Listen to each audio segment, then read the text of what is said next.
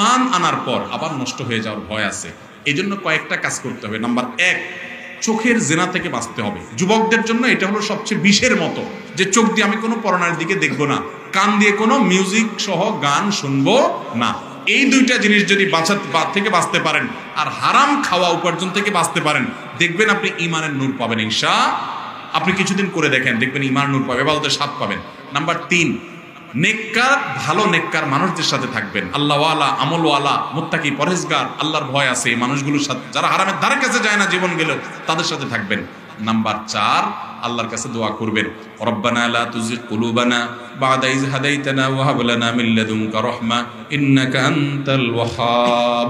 হে আমার রব, হেদায়েত যেহেতু একবার দিছেন, আর আমাকে পথভ্রষ্ট করবেন না। আল্লাহর কাছে দোয়া করবেন, আল্লাহ ইনশাআল্লাহ হেদায়েতের উপর রাখবেন। ইহদিনাস সিরাতাল মুস্তাকিম যখন পড়বেন, হেদায়েত চাইবেন, চোখের পানি ফেলবেন, ইনশাআল্লাহ আল্লাহ তাআলা হেদায়েতের উপর রাখবেন।